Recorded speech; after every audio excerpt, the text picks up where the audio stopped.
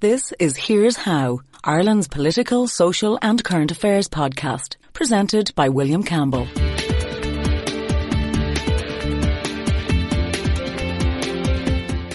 Thank you for downloading episode 101 of Here's How for the 31st of March 2020. The housing crisis isn't going away just because of the COVID crisis. In this podcast, I talk to one campaigner about what actions might or might not make things better.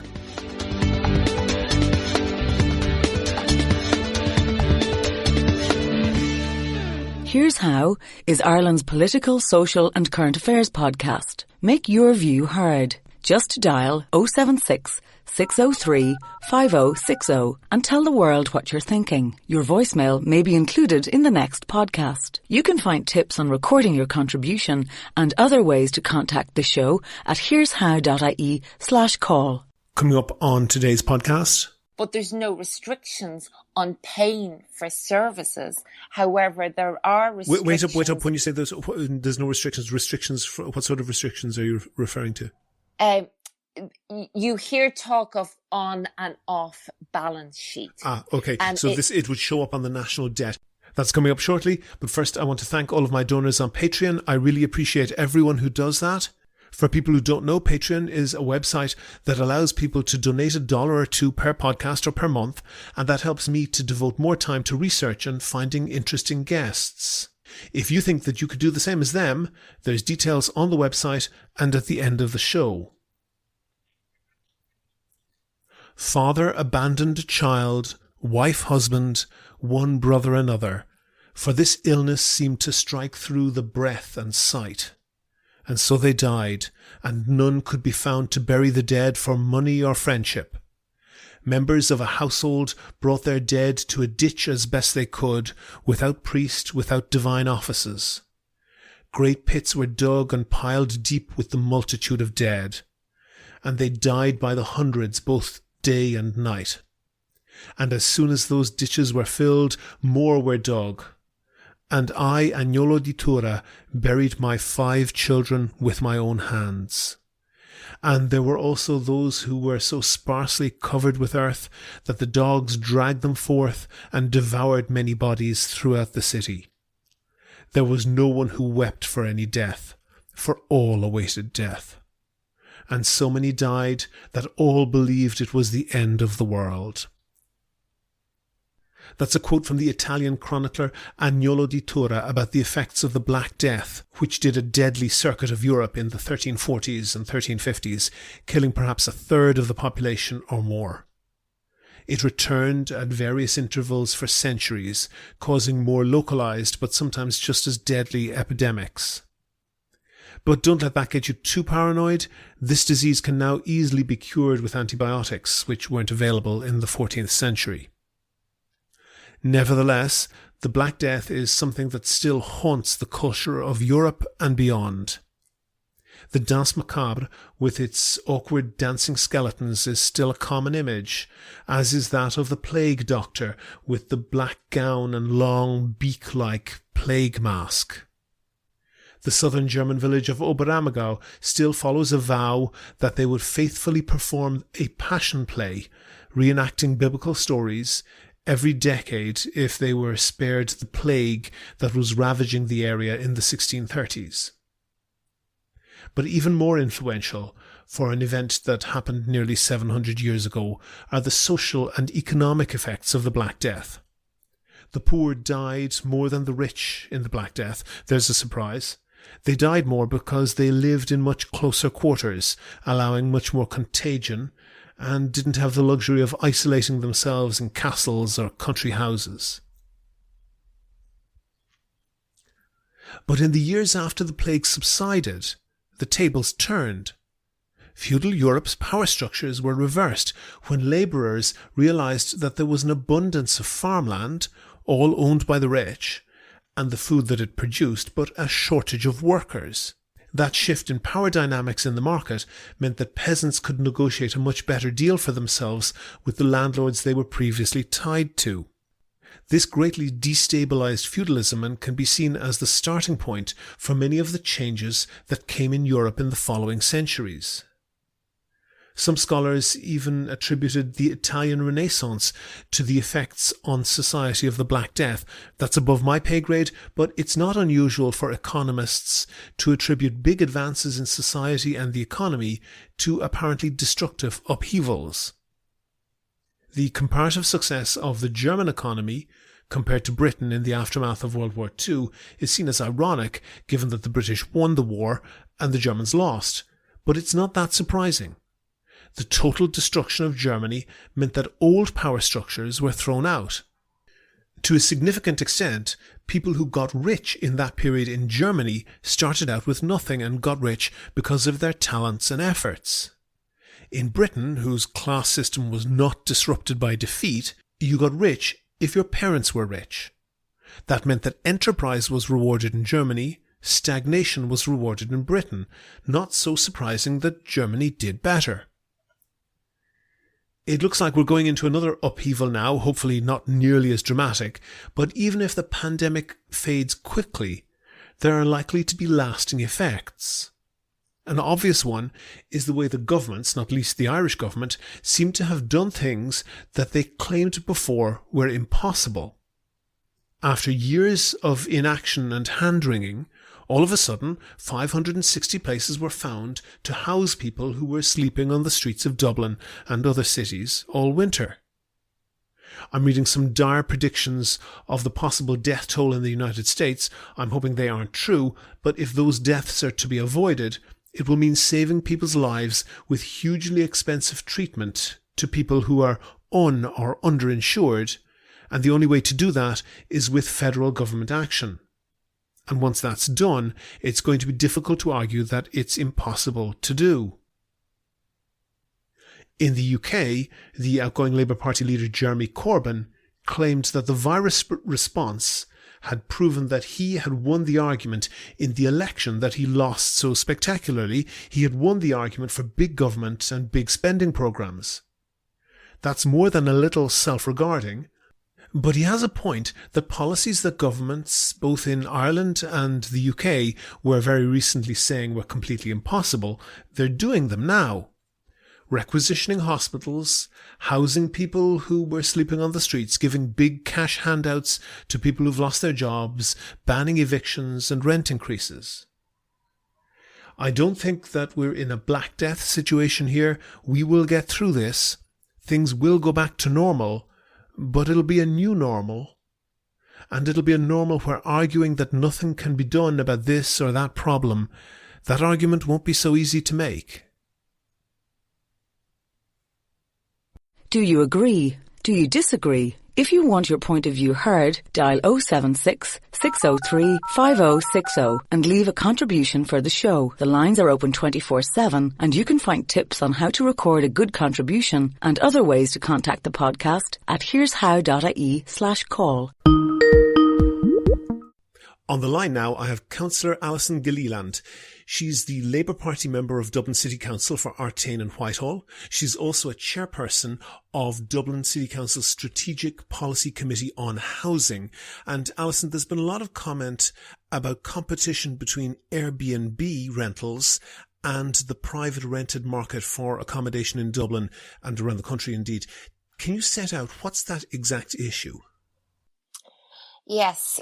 Over the last couple of years, we've seen the market for private rental really, really reduce. And as a result, rents have increased year on year, quarter on quarter, really.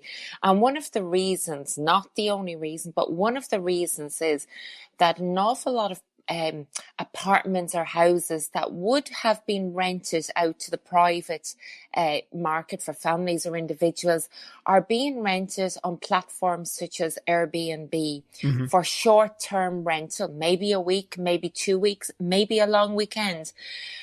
And I suppose for the owners, the return is much higher than having a regular income of rent from a family or an individual. So because these apartment houses are now being removed from the private rental market, there is a lot fewer available for people who are looking for rental to put a home over their heads, as opposed to a tourist who's looking for a few days or a week to spend in Dublin. Okay, so a lot of people might have used Airbnb who listen to this, but some people might not. But basically, you can go online onto their website and book as though you were booking a hotel room, book accommodation in whatever city you want to go to. And it's quite a popular holiday model that people get a Ryanair flight and an Airbnb, and that's quite cheap.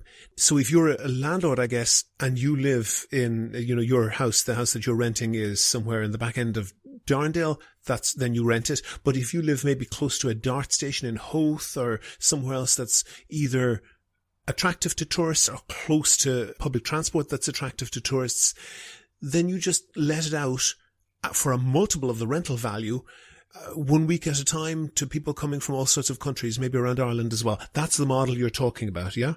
Yeah, that's how it works. And I regularly check the Airbnb.ie just for Dublin to see what availability is like, particularly for whole units, whether it be the entire apartment or an entire house. And there's a huge amount on there, thousands, in fact. Pause with that, Alison. Define huge amount in the context of Dublin. In the context of Dublin, there are about 3, 4, maybe 5,000 apartments or houses on offer, full house, full apartment, in Dublin. So if you think of our rental market and the number of people who are always looking for somewhere to rent, and that means for them a home, not a week, not a long weekend, or not a fortnight or a month, those 4,000 to 5,000 houses or apartments generally back maybe 5-6 years ago would have been part of that private rental market.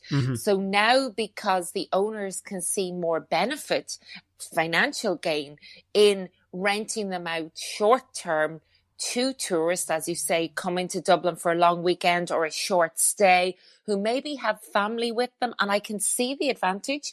If you're coming here with 2 kids, it's easier probably from a lot of different perspectives to rent a house as opposed to book 2 or 3 rooms in a hotel. So there are advantages for the tourists, but the big disadvantage that we have seen in Dublin is in the availability, the huge reduction of availability of apartments and houses to rent at affordable prices to put roofs and homes over people's heads. Okay, pause with that, because I think there are definitely issues with this. And one of the issues, which might not be immediately pressing for somebody who's just trying to get a house to rent, and rents have gone through the roof in Dublin and around the country in the past couple of years. We'll see if that continues.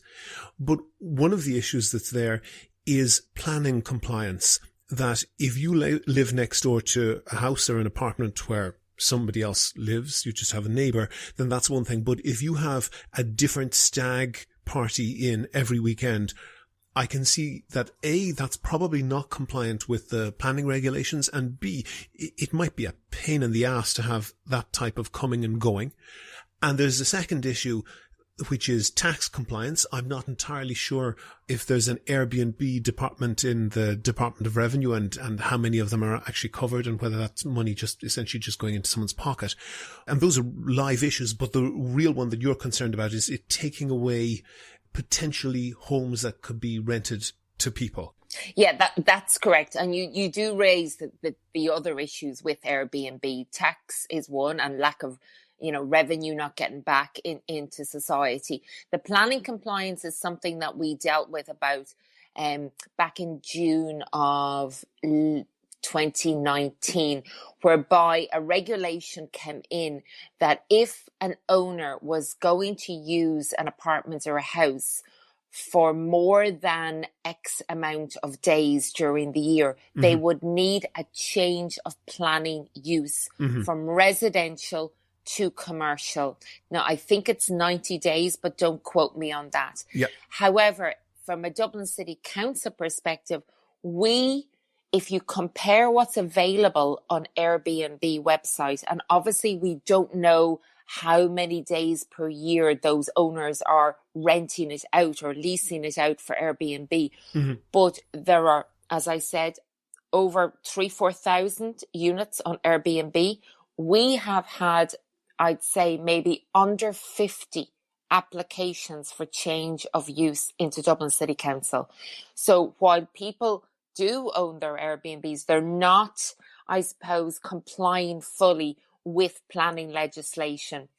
And the other issue you raised there was the inconvenience to the neighbours of having comings and goings always next door to you. And it's particularly pertinent for apartments, in apartment blocks where there's a special code to go in that only the residents in the block should have for security. I live in an apartment complex myself, and by the sharing of that code, it does leave a lot of families living in those blocks very insecure that that code is known perhaps all over the world, and could lead to people accessing the apartment block, perhaps even sleeping downstairs. Or in fairness, Alison, most of these codes are pretty ineffective. You can stand outside for 5 minutes and then tailgate in on somebody going in or going out.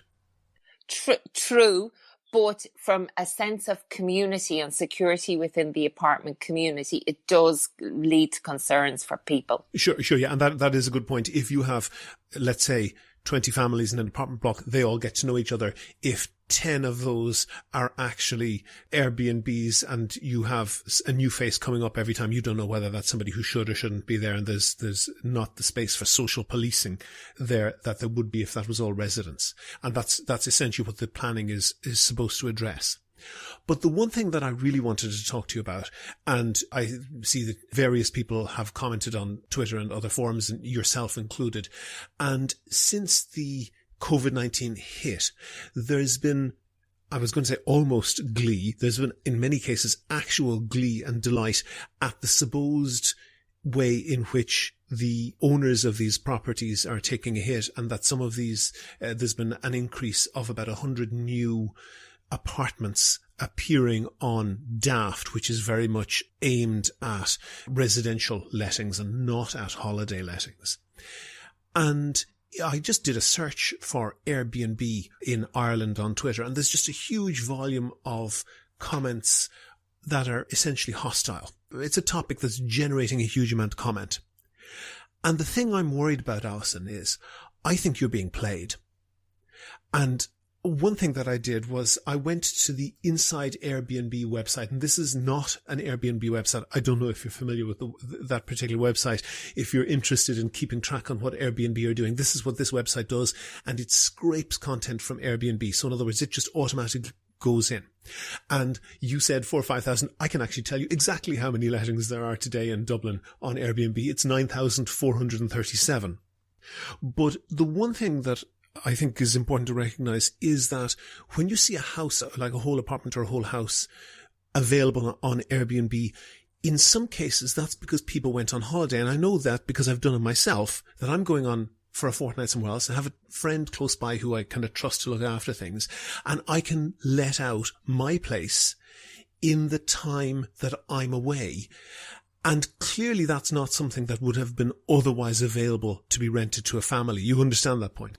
Yes, absolutely. And, it is a way, as you say, of keeping your house occupied if you're away on holidays. Mm-hmm. And that, I suppose, in modern times and the platform that Airbnb affords us allows for that. But I suppose the key difficulty we have seen with it from just a housing perspective is that people are not only using it that way. Sure, people I accept that, but Alison, I'm sure you understand that the numbers here, the actual facts and figures are important. And according to InsideAirbnb.com, which seems to be reliable, I'll give it to you. Of the 9,437 in Dublin, if you can filter that, and if you only look at entire homes and apartments, so of course some people are letting out a spare bedroom, and also Airbnb is used by bona fide bed and breakfasts that they let out. It's a suitable format for them to get business for their bed and breakfast. So if we exclude that and only look at entire homes and apartments, you're down to 4,663. And if you then look at listings that are highly available, that's to say that are usually either rented on Airbnb or available to be rented on Airbnb, there's only 1,339. So of that almost 10,000 listings, only about 14% are actually entire homes that are normally being let on Airbnb. That's a tiny amount. I think the entire homes amount, the 4,600 plus that you mentioned there, like for a family who's trying to put a roof over their head, an affordable roof over their head, every home counts. Sure, absolutely. And by reducing the number of available homes, it's the market of supply and demand kicks in, and then that increases your rents, which is what we have seen happen over the years. Yes, and so there's a shortage of rental properties, and that naturally supply and demand is one thing that puts up the prices. But hold on with that for a second, because you accept that listings that of properties that are only occasionally available do not fall into that category, and listings that, that only offer one bedroom in a house don't fall into that category. No. Okay. No, so, having said that, it's interesting that the one bedroom in a house, because we do have the rent a room scheme, whereby owners can get 12,000 or can earn, let's say, 12,000 per year rent free. And we would have had a lot of students use that, single so that's people use that as well. Long-term letting out a room. A lot of this is very popular for people who got a mortgage and got a two-bedroom place, and essentially your flatmate became your landlord. Okay, it's potentially possible that's in Airbnb, but clearly that's not the ones that are normally not available, that are only being let out once in a while. But the one figure that I want to go back to is in 2007, at the peak of the Celtic Tiger building boom, Ireland was building 90,000 dwellings a year. So in the context of that, 1,300 residences is only a couple of weeks worth of building. So, in other words, if this was what was causing the housing problem, you'd just have to wait a fortnight. Are you saying that if we wait a fortnight, that all these houses will come back into the system? No, not at all. But I'm just saying that if it was just the case that these 1,300 were what was causing the homelessness problem, or the availability of them would significantly solve the homelessness problem, then that's just a couple of weeks of building at the peak rate of building that we were at, and it's only a couple of months of building at the rate that we're building now. Okay. I think I'd like to clearly state that Airbnb is not the cause of the housing crisis or the homeless crisis. But Alison, I accept what you're saying, and I know that you've got a very educated opinion on that. But would you agree that there are comments on Twitter that are effectively saying Airbnb is responsible for people sleeping on the streets? That's over the top.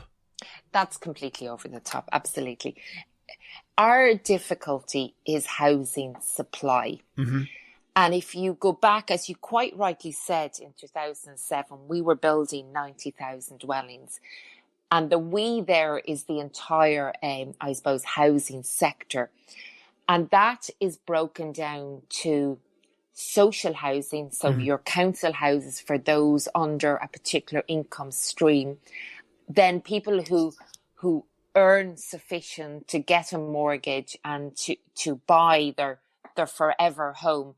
And then those who, for one reason or other, rent. It could be that they don't earn enough to buy, or maybe they're living with two or three friends in their early stages of their career, and they're not at that stage where they want to settle. So we did have a massive building explosion during that time. And then one of the things that happened from a council perspective, which is where the perspective that I deal with day in, day out, is that councils stopped building.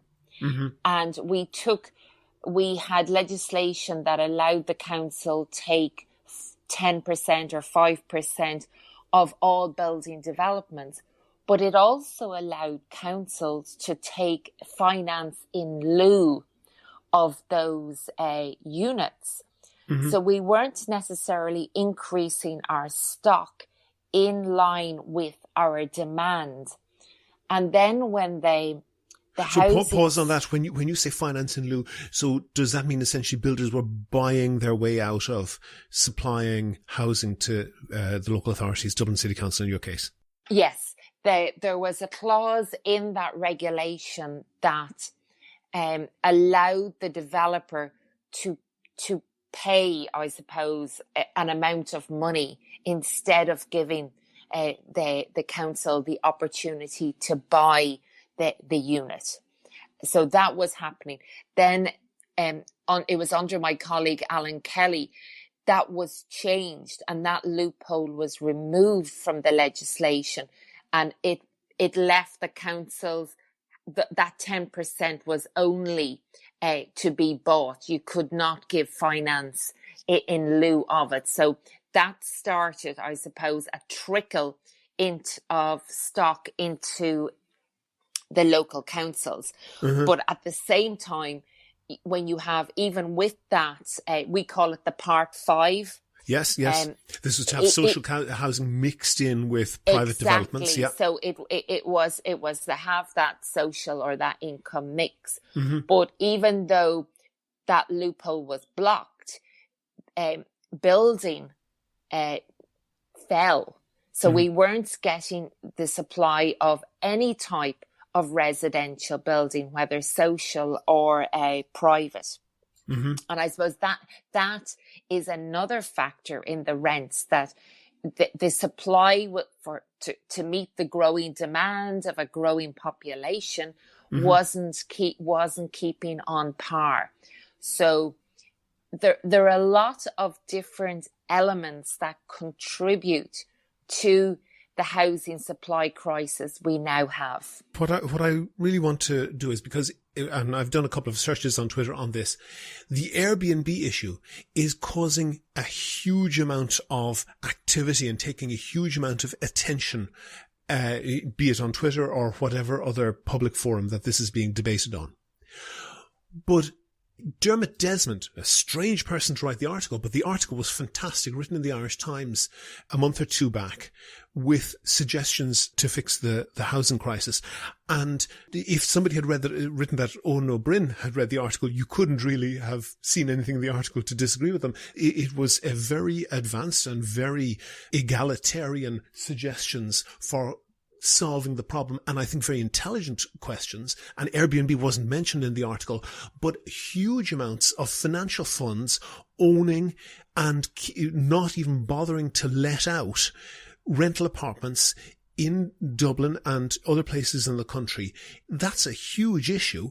And it seems to me that this easy to understand thing of Airbnb being such a hot issue is crowding out public understanding of the fact of what these funds are doing.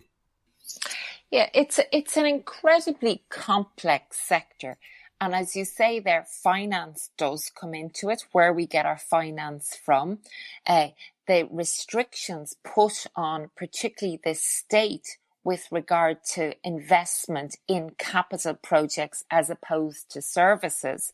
Like, for example, we are spending millions on housing assistance payments to landlords because there's no restriction. Just build with the money instead. Yeah, but there's no restrictions on paying for services. However, there are restrictions. Wait up. When you say there's no restrictions, what sort of restrictions are you referring to? You hear talk of on and off balance sheet.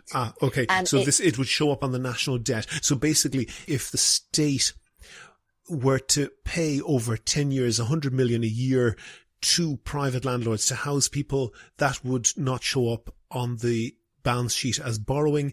If the state in year one borrowed €1 billion, in other words, 10 times 100 million, to build houses for those people, that would show up on the state's balance sheet and would look bad in terms of the debt to GDP ratio. That is exactly it. And that is why at a council level, we are forced a lot of the time to partner with private developers, whereby there is a quid pro quo between land and units and building for us. Mm-hmm.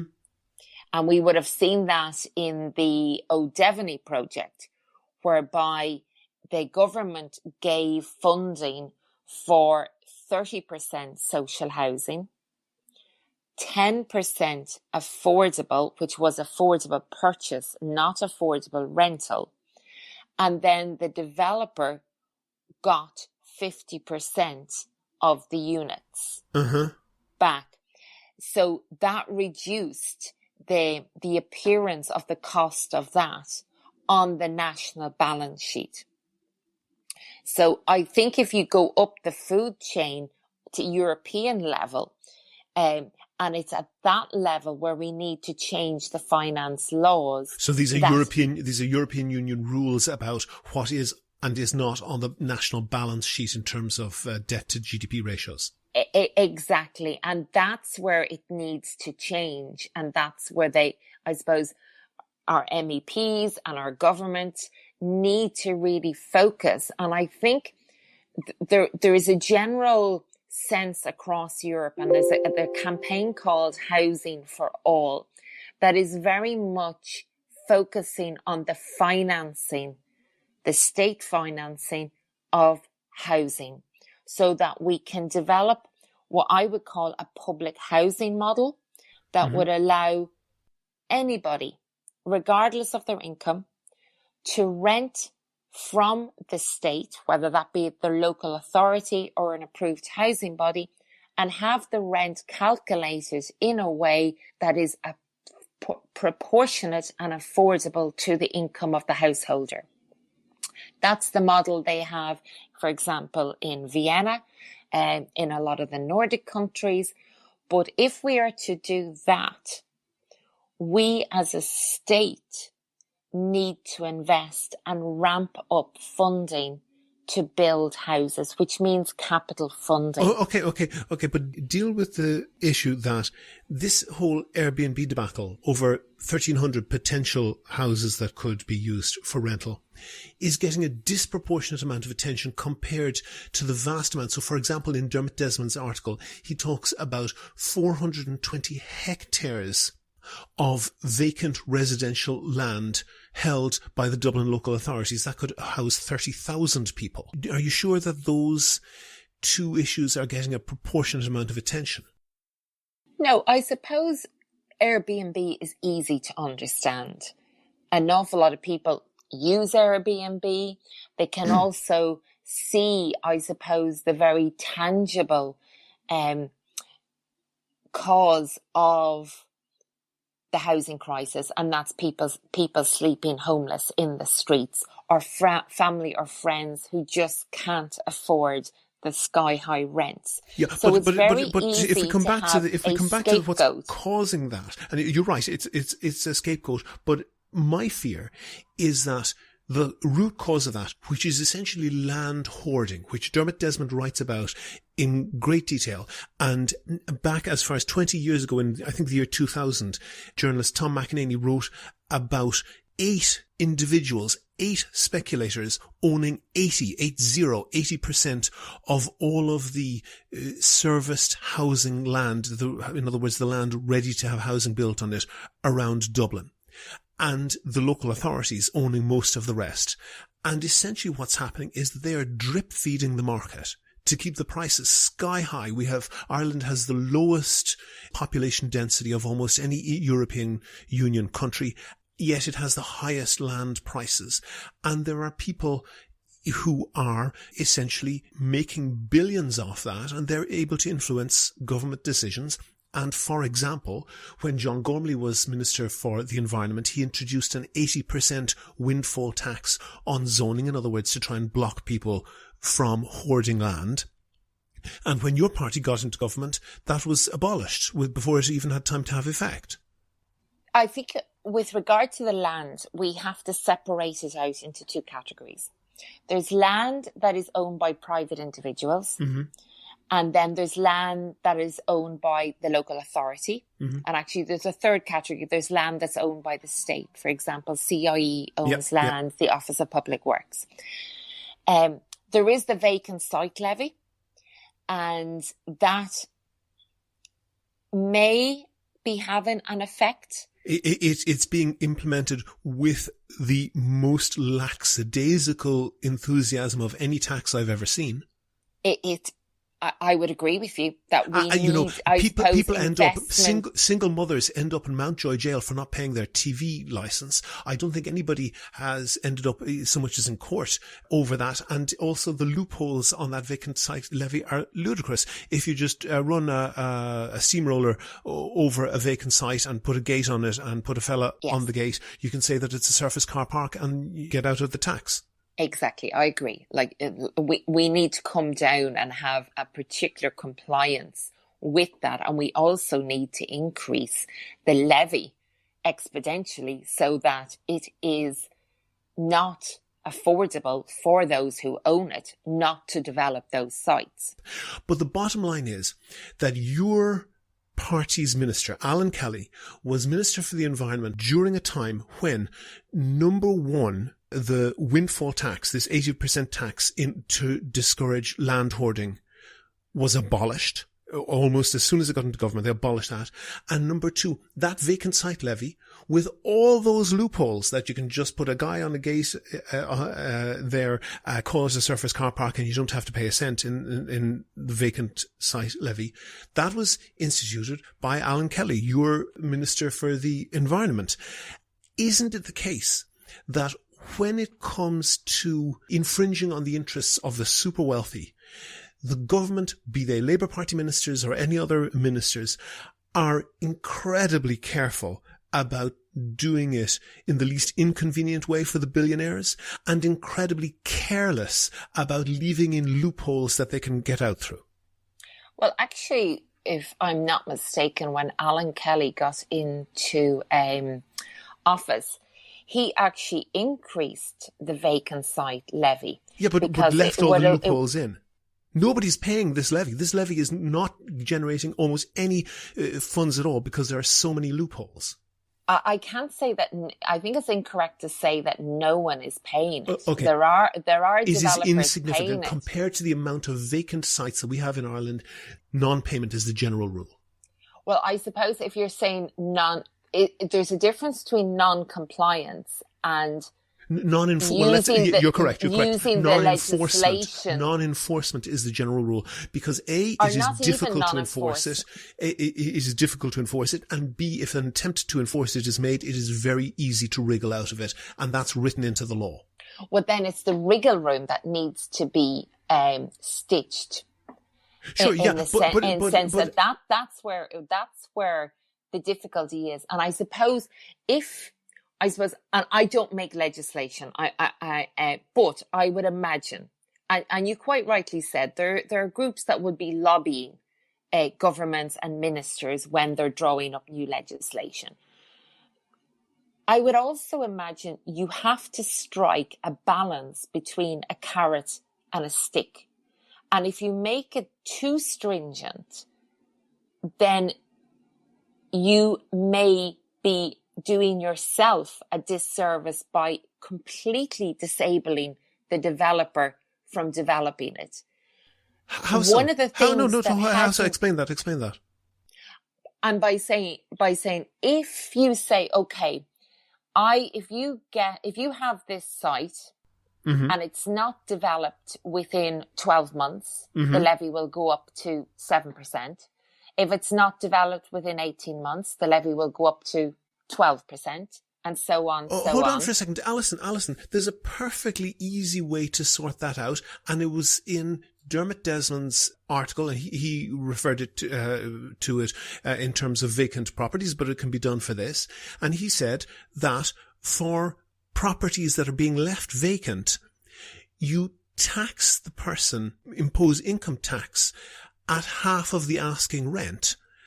In other words, whether you're getting the rent or not, you're paying income tax on the rent. And why on earth can you not tax that as though it were fully developed?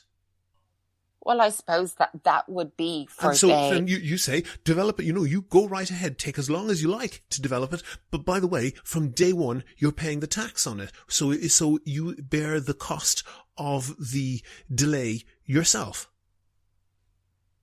Yes, that is an option.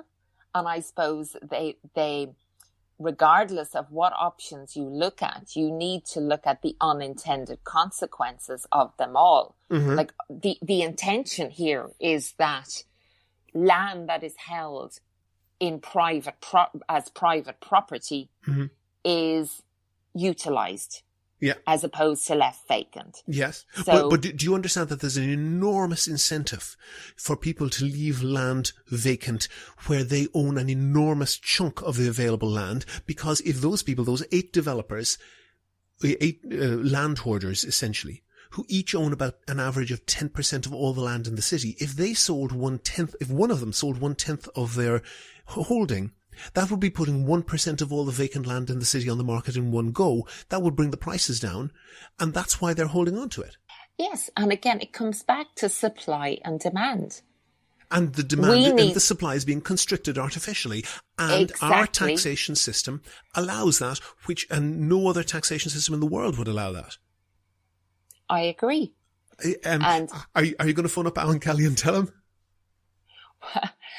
I'm sure Alan Kelly already knows my views on housing and what we could do. Although I don't know which one I'll be phoning up now at the end of the leadership election. I won't press you to jump on either side of that fence lest I cost you a job or favouritism. But we've gone on very long. Councillor Alison Gilliland, Labour Party member of Dublin City Council, also chairperson of Dublin City Council Strategic Policy Committee on Housing. Thank you very much for talking to me. You're very welcome, William. Take care.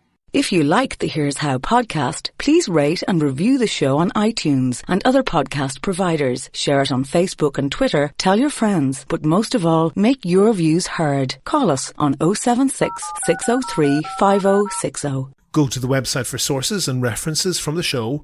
And while you're there, you can like the show on Facebook, follow the show on Twitter at Here's How Podcast, and follow Alison Gilliland at Alison Gilliland. And get in touch with me if you can suggest a guest or a topic for a future show. And thanks again to all of the patrons on Patreon. Their donations allow me to devote more time to research and finding interesting guests. And if you could do the same as them and donate $1 or $2 per podcast or per month, go to patreon.com/Here's How. That link is on the website. Also there you can find out how to subscribe to the podcast for free on your computer, on your phone or by email. All that information is at www.here'show.ie. The Here's How podcast is produced and presented by me, William Campbell. Thank you for listening.